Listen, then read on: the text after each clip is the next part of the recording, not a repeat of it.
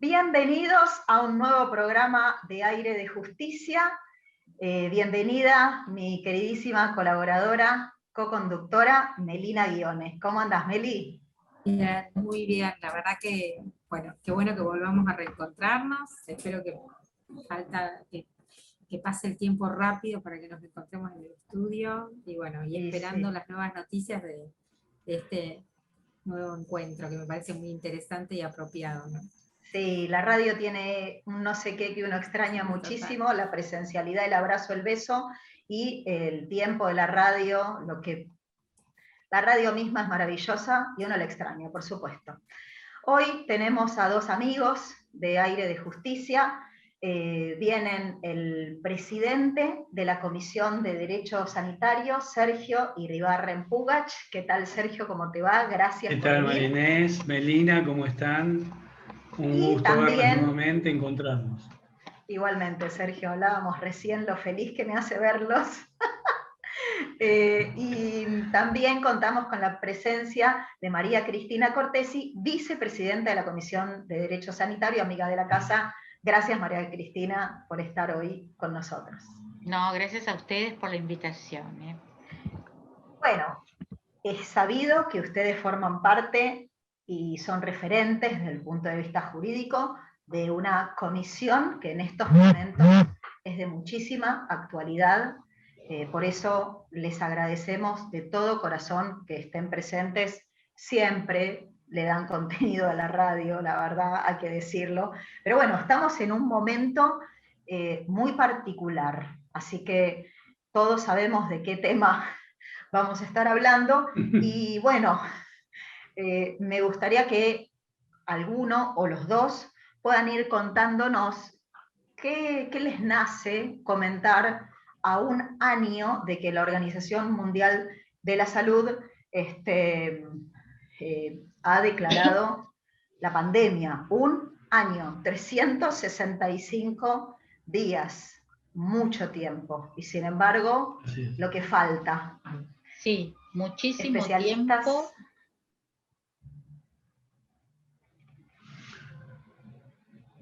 Sí, Cristina, por favor. Bueno, muchísimo tiempo, desde entonces. Todavía nos queda, como hablábamos antes, creo que nos queda bastante por delante, como para dar por concluida la pandemia, pero de todas maneras ya a esta altura, digamos, es como que podemos tener una mirada retrospectiva y ver qué es lo que ha sucedido hasta ahora, qué cosas por ahí habría que modificar, qué otras no, teniendo en cuenta siempre que todo lo que se hizo hasta ahora tenemos que considerar que era tratándose de algo nuevo, novedoso, que estaba pasando en todas partes del mundo, fueron todas, digamos, medidas que se tomaron, yo creo que bien tomadas en su momento. Yo no me voy a meter en cuestiones políticas, pero creo que bien tomadas hasta que se metió la política, ¿no? Es decir, mientras eran cuestiones que tenían que ver absolutamente con lo sanitario, me parece que estaba todo bien, después se empezó a meter la política y medio como que se empiojó un poco, como decimos nosotros los abogados, se empiojó la cosa. Pero bueno, a mí me gustaría rescatar en el contexto del dictado por parte de la OMS, que fue exactamente el 11 de marzo del 2020, de esta declaración de pandemia, cuando ya había más de 100 países que estaban con problemas graves.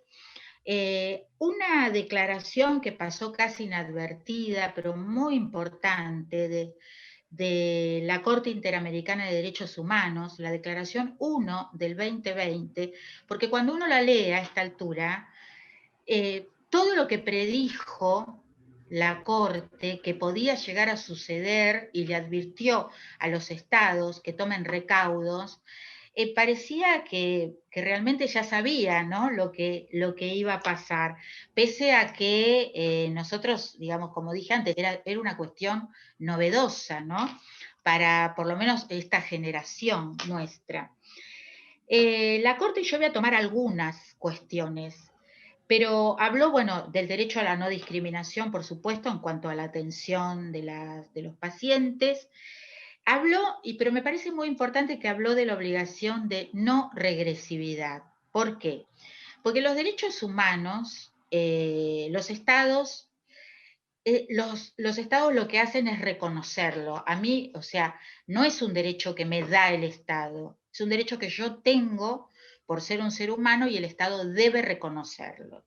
En ese reconocimiento de derechos, cuando los Estados firmaron los tratados de derechos internacionales, entre ellos Argentina, los del 75 de la Constitución Nacional, inciso 23 de la Constitución Nacional, cuando lo firmaron, se obligaron a la no regresividad, sino a la progresividad. Significa que una vez reconocidos esos derechos, hay que reconocer cada vez más, pero nunca volver hacia atrás. ¿Qué dijo la Corte? Bueno, la Corte, parecía que tenía la bola de cristal en ese momento, dijo que el estado de la pandemia, sumado a la crisis económica que esto iba a traer, iba a hacer que los estados puedan tomar medidas regresivas o realizar medidas regresivas. Y las convalidó siempre y cuando sean de manera restrictiva y analizando todas las alternativas posibles. Yo acá me quiero meter en un tema que es materia de discusión aún hoy en día. Yo cuando a veces escucho cómo se está discutiendo a nivel político, parece como que hubiéramos vuelto a la época de unitarios y federales, y la verdad es que una vez hubo un profesor en la facultad que me dijo, que nos dijo que el tema de unitarios y federales no se terminó nunca en este país, y esto me da la pauta, ¿no es cierto? Pero bueno, en esto quiero decir que esta facultad que tiene el Estado de limitar derechos por motivos de salud pública es una facultad válida, es una facultad que en nuestro país lo introdujo el famoso caso de corte de los saladeristas Podestá allá por 1889, cuando clausuró los saladeros porque estaban arrojando sus desperdicios en el riachuelo y por temor a la contaminación. Y los saladeristas, bueno, en ese momento se fueron a la justicia, y cuando el caso llega a la Corte adopta lo que es el poder de policía sanitario, que lo trae en ese momento de Europa, o sea, es el modelo restringido europeo, y dice, nosotros respetamos todos los derechos individuales, pero los podemos restringir por razones, entre otras cosas, de salud pública. Y es lo que está pasando para aquellos que cuestionan por qué se nos limita el derecho a la circulación, por qué hay un montón de derechos pero sobre todo creo que el más importante es a la circulación, porque la salud pública es un derecho que está por encima y hay que respetarlo. También nuestro código, recordemos, el Civil y Comercial de la Nación, que reconoce a los derechos de incidencia colectiva por sobre los derechos individuales. Y dentro de los derechos de incidencia colectiva tenemos a la salud pública. Y cuando dice el código que, digamos, los derechos, que la ley no ampara el ejercicio abusivo de derechos individuales cuando esté en juego el ambiente y los derechos de incidencia colectiva, ahí me está dando una protección también especial a lo que tiene que ver con la salud pública.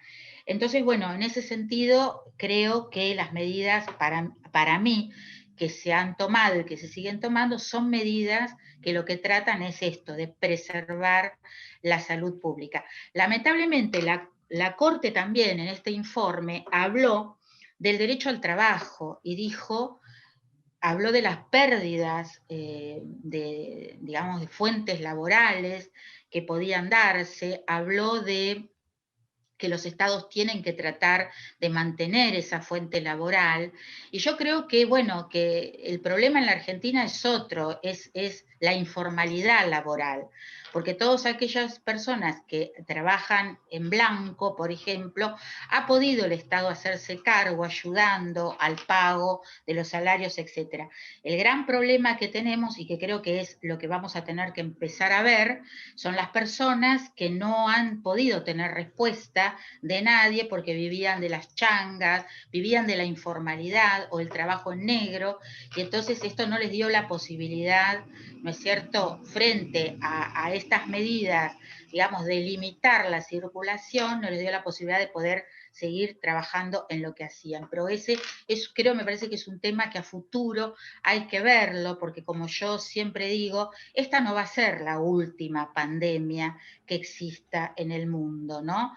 Porque ya habíamos tenido otras que nos alertaron de esta, como todas las del SARS, ¿no?, previas, y me parece que fueron desoídas.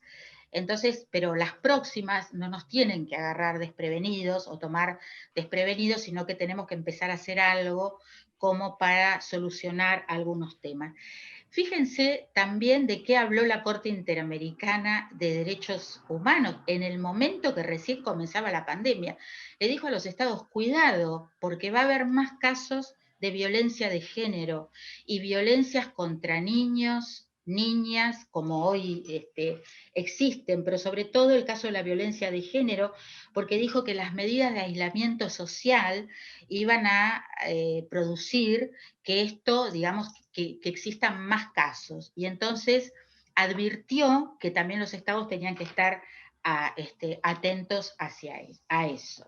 Bueno, todas estas situaciones que como vimos se han dado, no solamente en la Argentina, sino en todas partes del mundo, son temas que también van a tener que ser estudiados como daños colaterales, porque la pandemia no solo dejó enfermedad, muerte y todo lo que trae aparejado, ¿no?, esa situación, sino que también trajo otros daños como relacionado con las pérdidas de trabajo.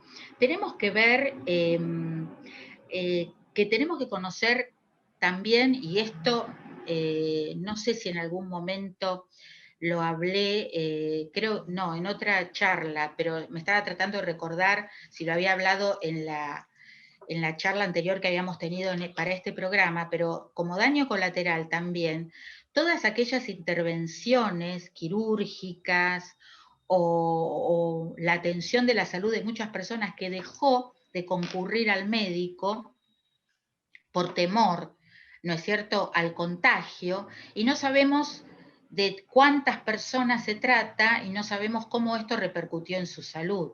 En un momento dado yo vi un estudio que había hecho Infobae, donde me acuerdo que tomó datos de abril del año pasado y los comparó con datos de abril del 2019 y encontró que casi en todas las prestaciones médicas donde se hizo el estudio, había un 70% menos de consultas, 70% menos de cirugías.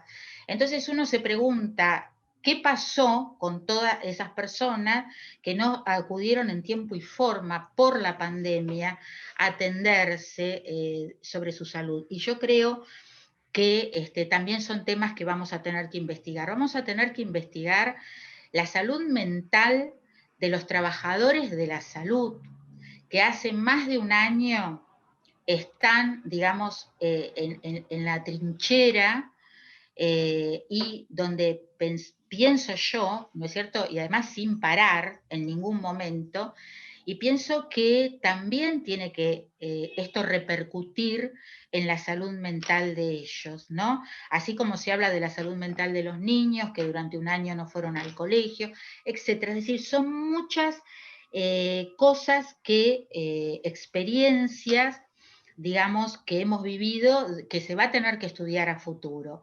En algunos casos se ha dado marcha atrás, y me estoy acordando ahora sobre algunas medidas, y me parece fantástico, cuando en un momento nos preguntamos si la pandemia podía deshumanizarnos.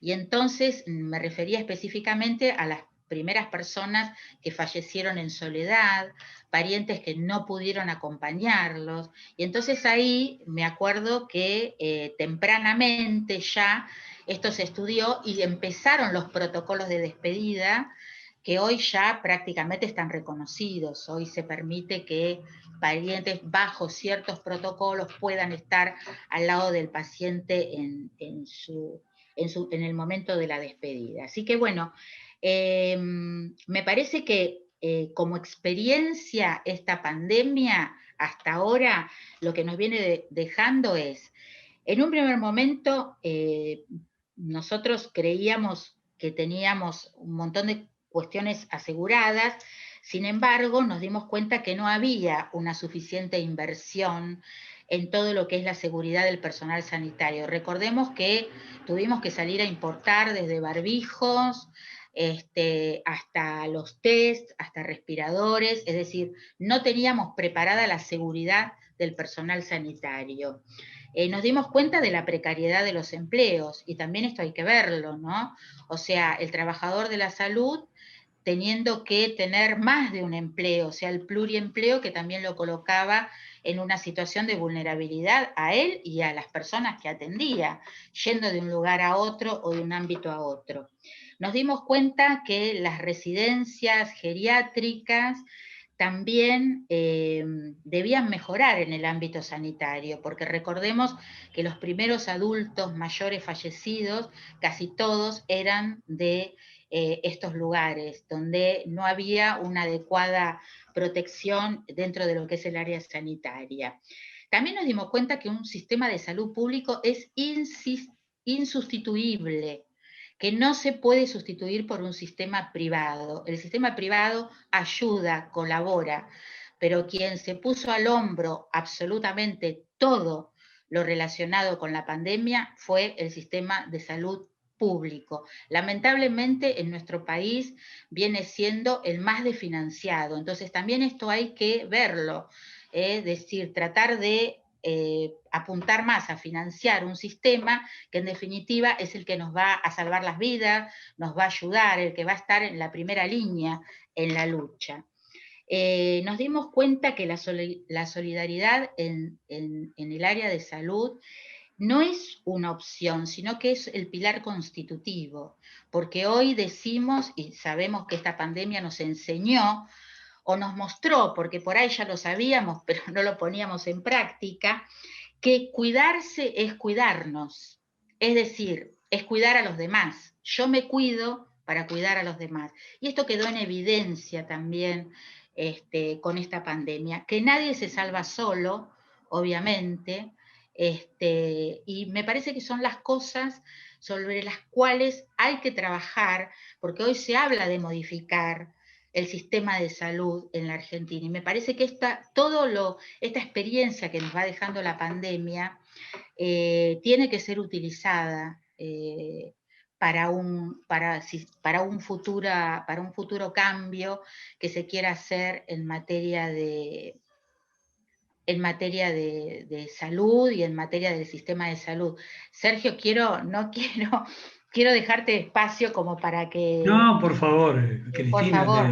desarrollá No. tranquila que tenemos tiempo todavía, así que... Bueno, no, pero... El enfoque de Cristina, la verdad que es muy enriquecedor, muy abarcativo, me encanta cómo lo estás desarrollando, y como decimos siempre, los tribunales, cuando uno lee un tiempo después lo que escriben, uno se da cuenta que la experiencia que tienen y el lugar que ejercen, el lugar, es determinante, porque evidentemente vos misma estás diciendo, un año después nos estamos dando cuenta que pudieron prever eso. Bueno, qué bueno que hay personas que pudieron sentarse objetivamente a decir qué cosas tenemos que decirle al mundo, que tengan cuidado y que protejan. Y esto que vos comentás de cómo se fue evolucionando también es determinante. Muy interesante lo de la solidaridad.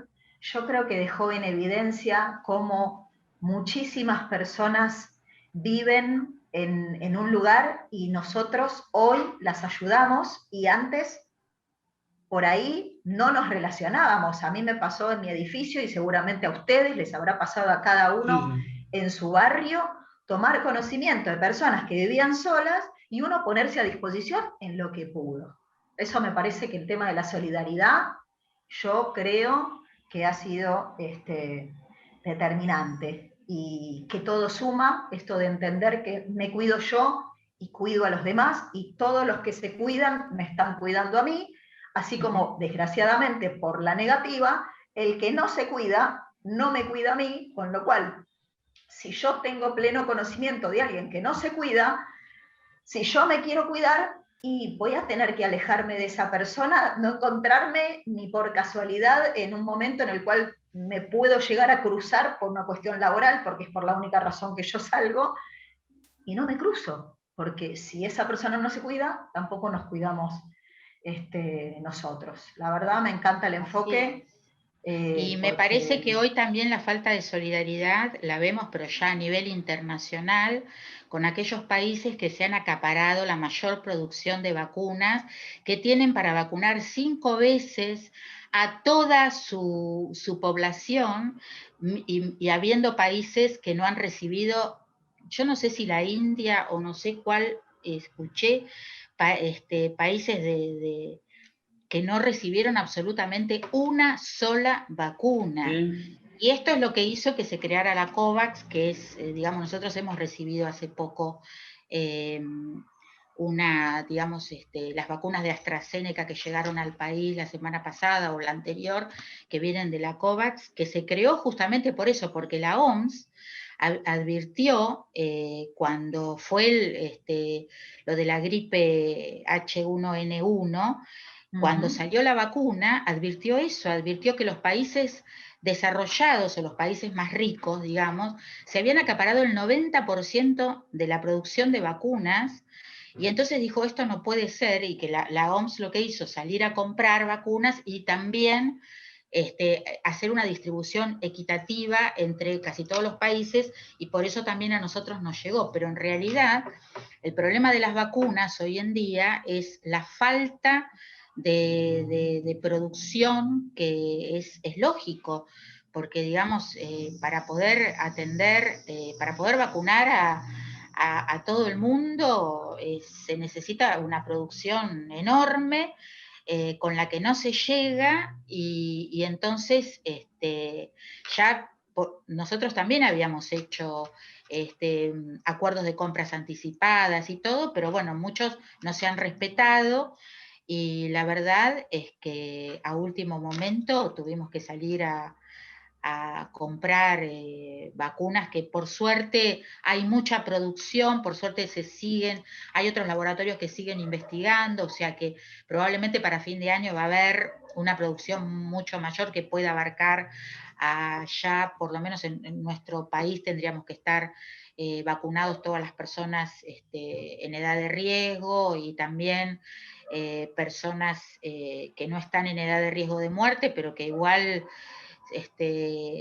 el virus puede, digamos, no es conveniente que lo tengan porque pueden dejarles secuelas, etcétera, etcétera. Así que me parece que ahí también se ve la falta de solidaridad entre los países, y como yo siempre digo, eso no debemos olvidarlo, ¿no? De esos países. Como la vacuna no es obligatoria, si estoy equivocada, por favor, sí, no es obligatoria. No lo es. Al no ser una vacuna obligatoria, las personas que por ahí tomaron la decisión de seguir pensando, su preocupación o su indecisión tiene que ver con el periodo que necesita una vacuna para su evolución. ¿Qué tienen para contarnos ustedes de en qué periodo están las vacunas que hoy están más desarrolladas? Y por supuesto se imaginarán que también es un interés de nuestros oyentes cuál es el estadio en el cual se encuentra una vacuna de elaboración propia o una vacuna que con con el nombre de otros países se está también desarrollando en nuestro Aquí país. en Argentina. Hago una aclaración. Yo, Sergio, después te dejo a vos, porque No, por favor, por favor. No, porque lo que quiero aclarar con respecto a las vacunas, que me parece importante destacar, es que nosotros tenemos una ley de vacunas que habla de la obligatoriedad de las vacunas que están en el calendario de vacunación. Esta, por supuesto, todavía no está en el calendario, no es obligatoria, pero además tampoco porque la aprobación de estas vacunas es por una aprobación de emergencia. Quiero aclararlo porque en la Argentina es la primera vez que la ANMAT hace aprobación de emergencia. Otros países del mundo, la FDA, la EMA, en Europa, están acostumbrados. Digamos, algunos productos que son las llamadas drogas huérfanas, que son drogas para enfermedades que no hay ningún tipo de tratamiento y logran llegar a un fármaco, muchas veces se aprueban como se llama fast track, es decir, rápidamente, en emergencia. La gente lo necesita y lo aprueba. Acá en la Argentina no había pasado nunca, así que tuvimos que legislar también, se sancionó una ley que es la 27573. Yo para los números soy terrible, pero me lo tengo que anotar, pero esa ley es la ley que justamente de vacunas destinadas a generar inmunidad adquirida contra el COVID-19. Esa ley, en el artículo 9, permite la vacunación, permite la aprobación de emergencia.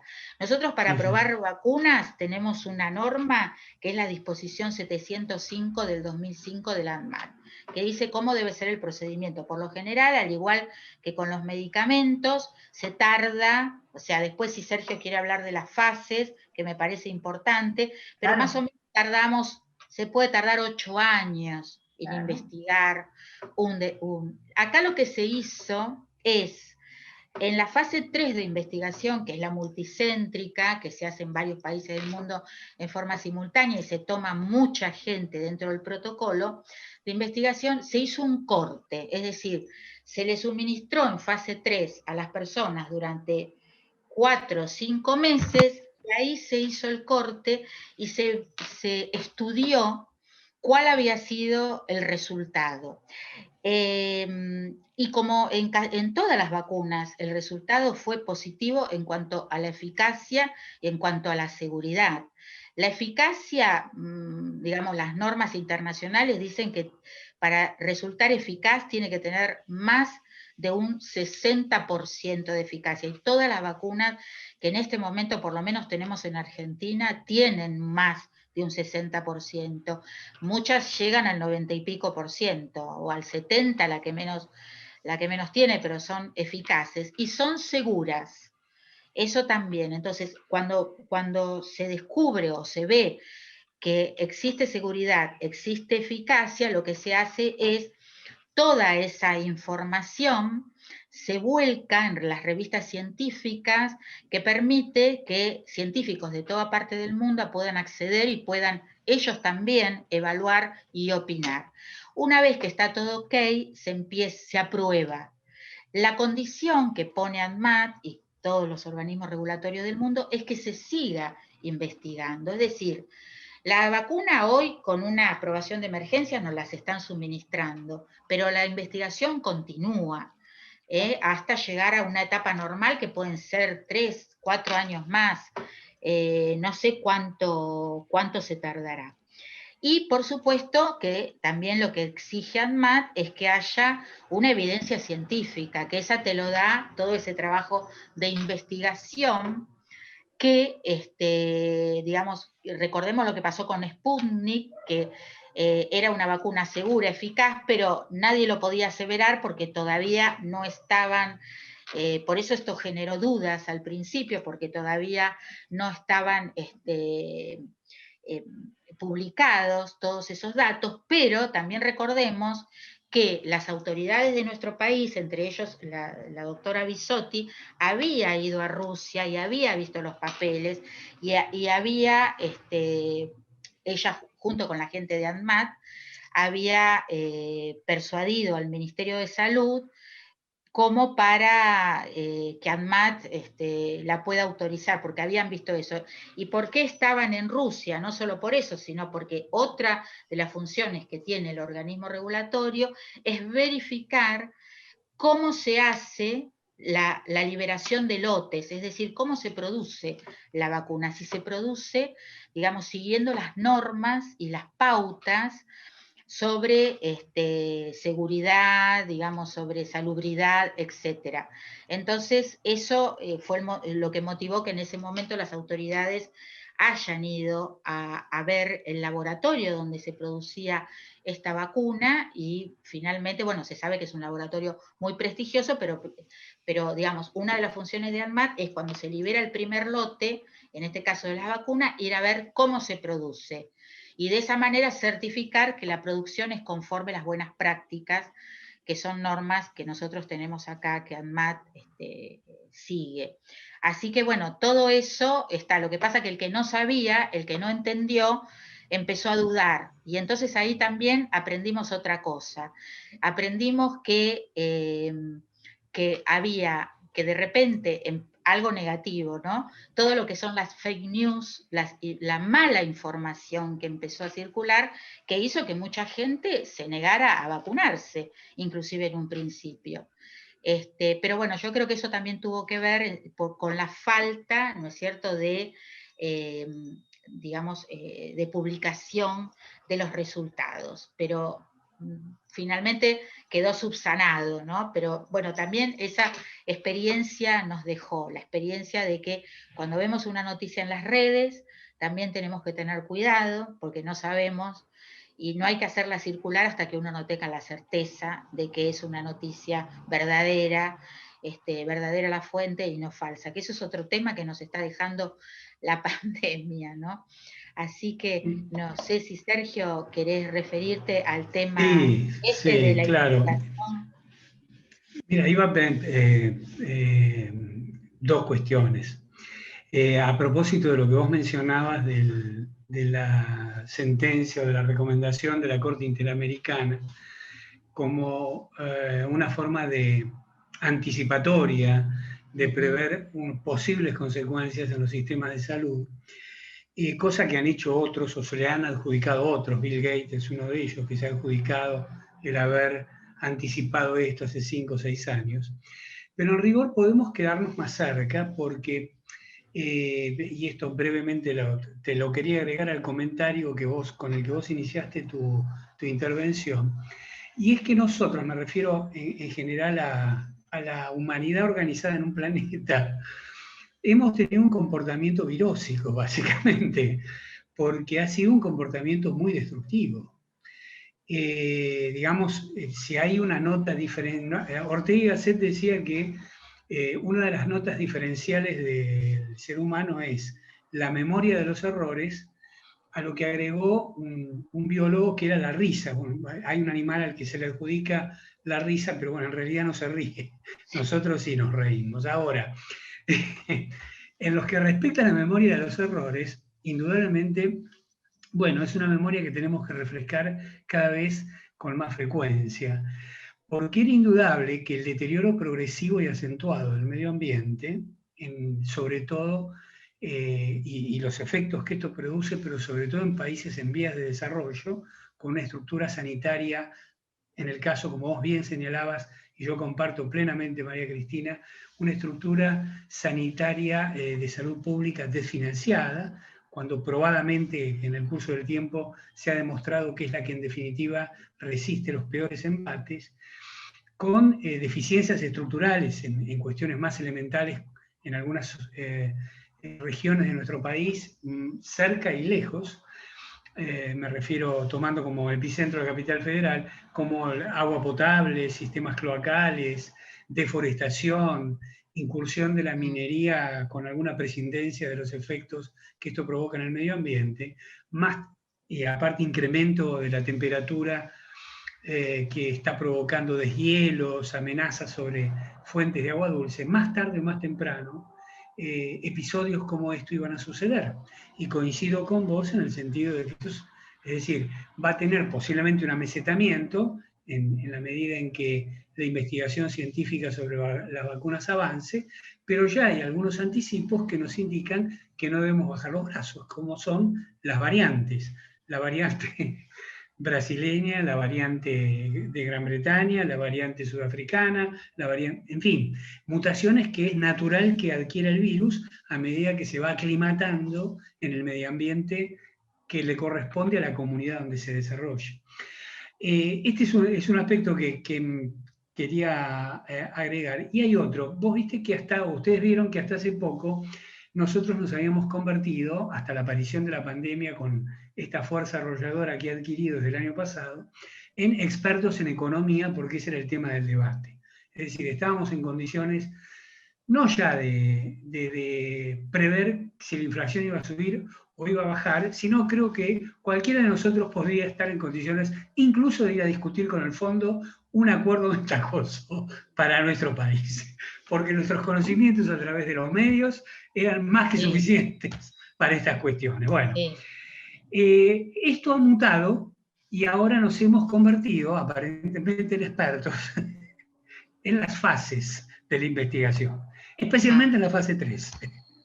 Es decir, nosotros tenemos una playa de panelistas, en su mayoría infectólogos, que nos han hablado de la fase 3 como los economistas nos han hablado de la inflación y de la necesidad de una reforma tributaria. Entonces, ¿qué sabemos de la fase 3? Bueno, sabemos que es algo que aparentemente involucra a una cantidad importante de personas, lo cual es correcto. Ahora, sería bueno recordar la fase 2, la fase 1 y lo que viene después de la fase 3, que es en la situación en la que nos estaríamos encontrando. Como bien decía María Cristina, indudablemente la investigación debe seguir porque el facultamiento a autorizar la autorización de emergencia para el suministro y en alguna medida comercialización, porque esta vacuna la está comprando el Estado Nacional en gran medida, salvo creo que la de AstraZeneca, que pasa por una relación jurídica entre particulares primero y luego va al Estado. ¿No? Digamos, si no entiendo mal, María Cristina, vos que por ahí tenés más información sobre esto, porque hay un acuerdo entre un laboratorio de nuestro país, cuyo nombre ahora lamentablemente no recuerdo, pero que está normalmente en las noticias, por uno de sus accionistas, no por el nombre del laboratorio. Es la que se fabrica en nuestro país y se envasa exactamente, en México. Que México al final lo derivó porque no tiene la cantidad de envases suficientes. Tal cual, tal cual. Sí. Entonces, ese es un acuerdo privado que va, obviamente, a repercutir en lo público porque el Estado la va a comprar. Pero esto ha detenido a todas las vacunas en el desarrollo de la fase 3, que cuando se trata de vacunas hay unas variantes, para no entrar con complicaciones técnicas, algunas de las cuales yo no domino por no ser biólogo o farmacéutico y demás, respecto del resto de los medicamentos o especialidades medicinales. La investigación en farmacología clínica en nuestro país está regulada por una disposición del ANMAT, la 66-77, creo que si mal no recuerdo, es del año, a ver, espere que la tenía anotada por acá, del año 2010, no, perdón, más vieja. Sí, bueno, pero es la que está regulando y ha sido sucesivamente modificada y complementada y destaca 4 fases en la investigación. Hay una investigación, como ustedes saben, preclínica o experimental, que no involucra a seres humanos, por eso se llama preclínica, es la investigación de laboratorio, y cuando hay alguna evidencia sobre probabilidades de algún valor terapéutico y sobre algunos datos incipientes, pero digamos con alguna contundencia de seguridad y eficacia, se pasa, sí, a la investigación clínica propiamente dicha, que es la que involucra a seres humanos. Esto tiene 4 fases de investigación o etapas. En la primera hay una suerte de averiguación de datos biológicos, de absorción de la nueva droga que se está integrando, de con qué velocidad la absorbe un organismo, una fase 2 donde ya se aborda el tema de la seguridad y eficacia en poblaciones muy acotadas, en una población de pacientes muy acotada, y debe reunirse evidencia suficiente para pasar a la importante fase 3, que es en la que ya somos todos expertos, palabra más, palabra menos, que involucra a los grandes grupos poblacionales de pacientes, donde puede haber diversidad, por eso ustedes a veces pueden escucharse los estudios multicéntricos que se realizan en distintas partes, en distintos países del mundo, y luego esa información, la información que se recaba sobre los beneficios y los riesgos, efectos adversos registrados o comprobados, efectos terapéuticos, se reúnen en un solo lugar, que es el centro de la investigación, pero se ha tomado datos de distintos grupos poblacionales. Y finalmente se pasa a la fase 4, llamada de farmacovigilancia, que es la que va a controlar, va a confirmar efectos adversos aparecidos durante la investigación, nuevos efectos adversos, frecuencia de estos efectos, el valor terapéutico del medicamento. Con las vacunas pasa algo parecido, es decir, hay una disposición que mencionó María Cristina, que tiene un procedimiento específico, pero tenemos 3 fases, donde tenemos también una indagación biológica, es decir, la investigación en la vacuna radica en, bueno, obviamente la seguridad, la eficacia, el valor preventivo de la... Es decir, si definitivamente se demuestra que está en aptitud de prevenir lo que se propone prevenir, en este caso el COVID-19. Además de esto,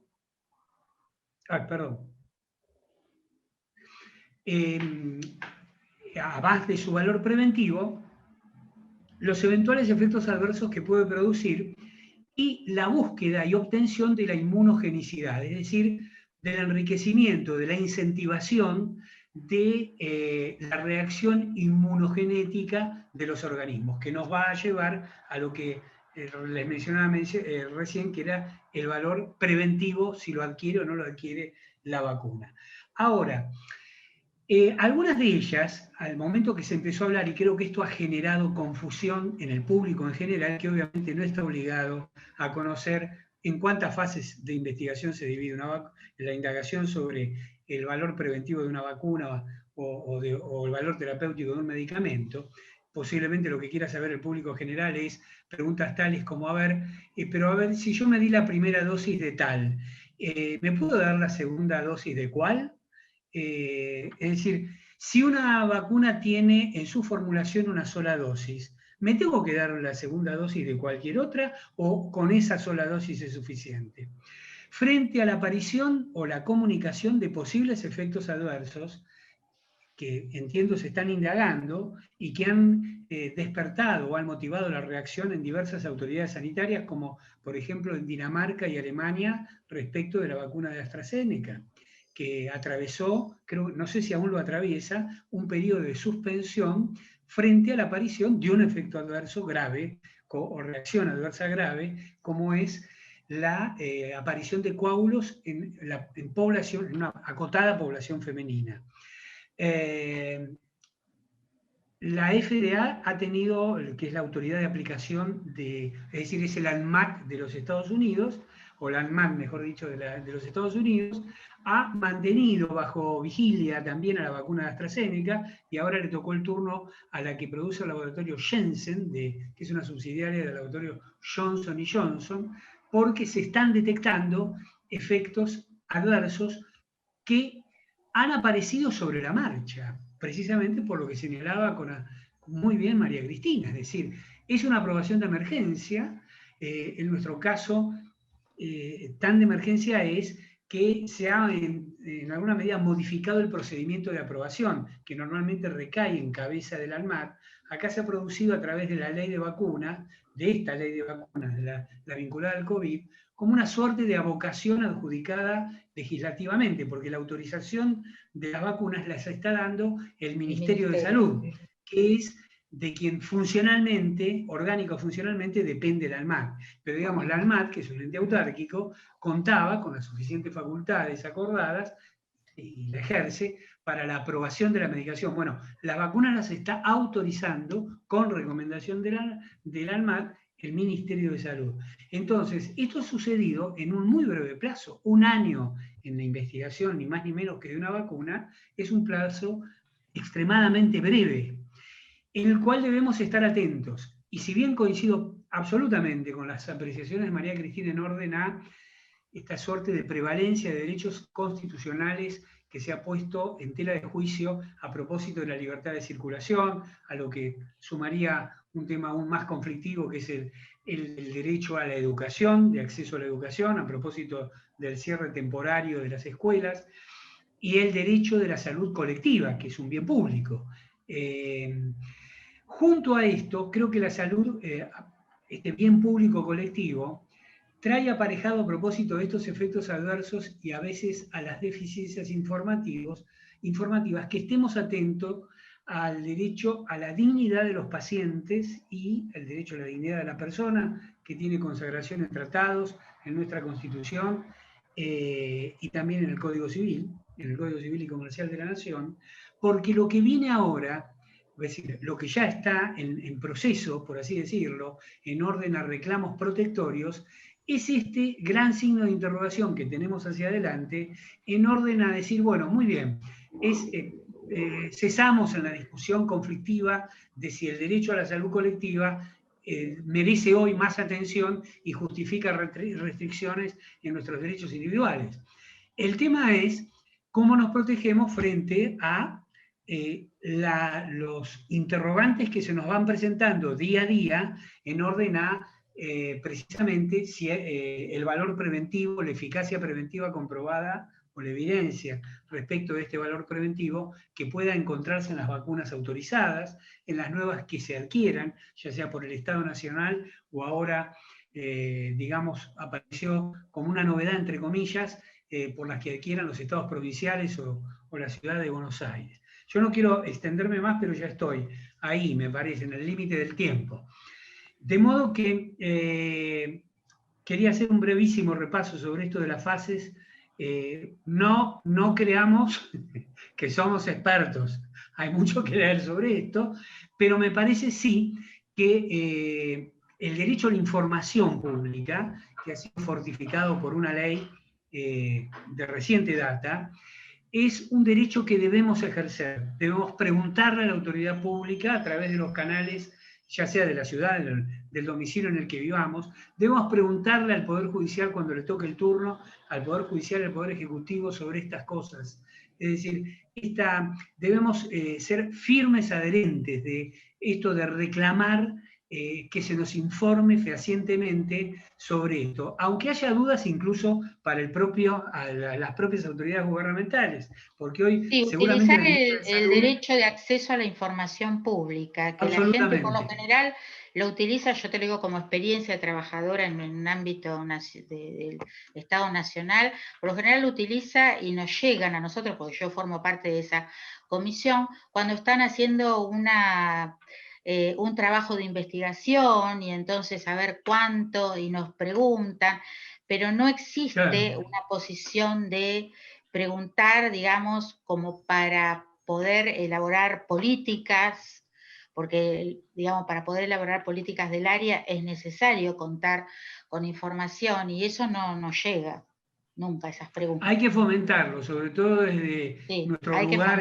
por ejemplo, en la lugares sociedad como de la abogados. asociación también. En la asociación hay que incentivar al ciudadano común a que pregunte, a que ejerce ese derecho que es importantísimo, es muy importante. De modo que, y bueno, aparte la ley tiene mecanismos sancionatorios para el caso de falta de respuesta, de modo que hay que ejercerlo ese derecho, es importante. Contestando muy brevemente a una apreciación que hiciste vos, Marinés, en orden a bueno, ustedes deben estar teniendo más trabajo ahora. Lamentablemente sí, Marinés. Y quería relacionarlo con otro tema que mencionaste, tanto vos como María Cristina, y me refiero al impacto que está produciendo el COVID en las relaciones de trabajo, más específicamente en las áreas de riesgos, del trabajo, donde al menos yo he recibido casos de amparos donde las ART abruptamente han cortado, han dado lo que ellos llaman pomposamente las altas, que no son más que externaciones, no en todos los casos, pero son externaciones sanatoriales, no altas médicas, que es otra cosa y tiene otra trascendencia, de gente a la que no se le ha evaluado los efectos o las secuelas que ha dejado el COVID-19. Ustedes saben que el COVID ha sido incorporada como enfermedad profesional no listada al listado de enfermedades profesionales.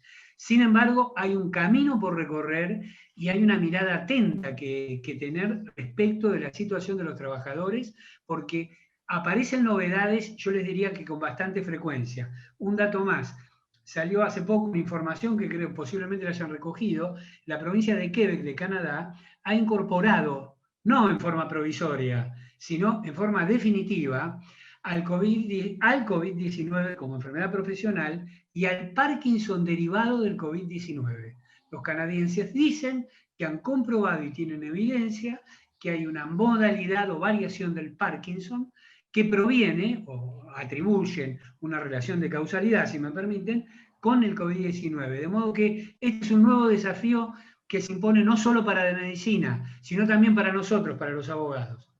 Bueno, creo que ya estoy incluso pasado de tiempo, así que les agradezco el espacio. Como siempre, María la verdad Cristina, es que Melina, siempre les el agradecemos contenido de mucho calidad, el espacio que nos han dado. No, por y favor, cuando tengamos más posibilidades, vamos a ver si traemos a alguno de estos médicos o infectólogos o no, para que contesten algunas preguntas de interés, ¿no? Sí, el contenido de calidad que nos tienen acostumbrados ambos en representación de la Comisión de Derecho Sanitario de nuestra querida Asociación de Abogados y Abogadas de Buenos Aires, siempre hace que el tiempo no alcance. Nos quedan preguntas, nos quedan cosas para hablar, pero estamos total y absolutamente tranquilas que el contenido es muy enriquecedor. Y bueno, y lo de siempre, uno tiene que elegir qué es lo que quiere transmitir, porque hay tanto para hablar. Lo importante es esto, ir a la fuente, a la información fidedigna y bueno, y ver cómo evoluciona absolutamente todo. Les pido 2 minutos para que nos comenten cómo está funcionando la comisión y por supuesto que cualquier oyente, colega que quiera formar parte de la comisión, que sea que quiera hacerlo, ¿cómo lo hace? Marínez, mira, nosotros hemos habilitado, está publicado, que nos pareció, digamos, conveniente hacerlo, una dirección de mail para que todos los colegas de la asociación que se les presenten dudas que puedan relacionar de alguna forma, directa o indirectamente, con el derecho a la salud o el derecho de la salud que en el ejercicio profesional se les plantee, riesgo del trabajo, quienes hacen laboral, derecho a la salud quien lo haga, de daños y perjuicios en algún tema vinculado a la salud, pueda enviar allí las consultas que desee y la comisión en conjunto, con el resto de las colegas que la integran, ustedes saben, Melina y Marínez, que la comisión de Derecho Sanitario es una suerte de matriarcado, donde de tanto en tanto aparece alguna figura masculina, pero digamos, hay ahí un matriarcado asentado donde la discusión de género no pasa ni el zaguán de la puerta. El cupo femenino está cubierto con creces. Sí, absolutamente. Y no hay quejas ni impugnaciones al respecto. Entonces, esa es una vía. Hemos pensado en organizar, bueno, María Cristina ha hecho el año pasado 2 actividades muy interesantes que fueron más útiles distintas y más prácticas, que fueron los talleres sobre amparo y los talleres sobre opciones de cambio en la obra social. Una colega nuestra, por su parte, que integra la comisión, ha participado en una interesantísima actividad que, si mal no recuerdo, organizó la Comisión de Acción Social, o la de Discapacidad, no lo recuerdo, porque había creo que más de una comisión allí. De modo que, y estamos pensando en proponerle a otras comisiones, ver cuál sería la forma práctica de organizar una actividad del modo tradicional a través del Zoom.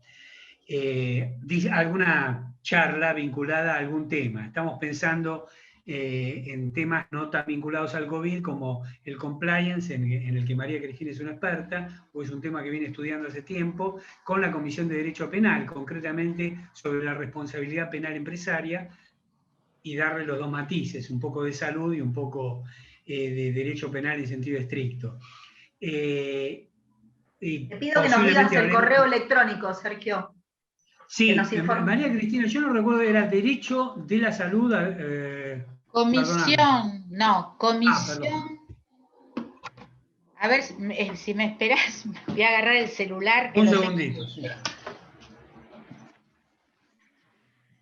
Bueno, pero entonces, ustedes, digamos que los colegas que están abocados a esta especialidad están con más trabajo. Eso está confirmado. ¿Sabés qué sucede?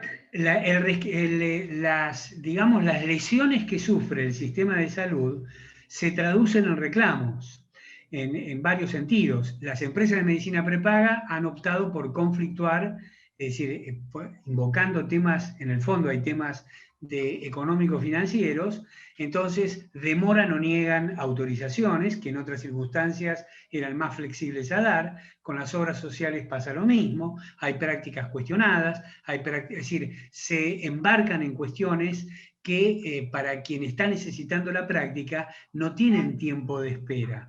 Yo he tenido dos casos paradigmáticos hace poco, de dos personas mayores, una de 80 y pico, 83 años, y la otra de 77 años, ambas desgraciadamente con dos patologías oncológicas, una de ellas muy avanzada, que le habían recomendado un tratamiento de radioterapia que hace 2 o 3 años que se está poniendo en práctica en el país, que permite un enfoque más, digamos, más preciso de la intensidad radiante, y bajo la excusa de que no estaba expresamente mencionado en el programa médico obligatorio, la tuvieron antes de que llegara a mis manos, estuvo 1 mes y medio reclamando a una empresa de medicina prepaga de primer nivel, de las top, te diría. Tenemos que cerrar, colegas. Tuvimos que iniciar un amparo. Claro. Sí. Ahí está, María Cristina acaba de incorporar el comisión saludaba@gmail.com. Comisión todo junto, comisión salud ava@gmail.com. Bueno, esto lo vamos a poner también como se sube el programa al canal de la asociación, lo vamos a poner como información, así los colegas pueden hacer uso y abuso, porque es un momento en el cual... Al contrario, porque nos viene bárbaro a nosotros, porque nos empuja a por ahí estudiar un tema que se nos pasó por alto, o verlo con más profundidad cuando creímos que lo habíamos resuelto. O a tener más integrantes de las comisiones, porque cuando suceden estas cosas, bueno, hay veces que también los colegas se especializan en temas que tienen muchísima demanda, y bueno, y capaz también aumenta el número de integrantes de la comisión. Tenemos que terminar el programa, porque realmente nos hemos excedido algunos minutos en el tiempo. Muy, muy, muy agradecidos desde Aire de Justicia al presidente de la Comisión de Derechos Sanitarios, Sergio Iribarren Pugac, y a la vicepresidenta de la comisión, María Cristina Cortesi. Para nosotras, tanto para Melina como para mí, un placer haber compartido este programa con ustedes, y hasta siempre. Gracias, gracias. Hasta siempre. Gracias a ustedes.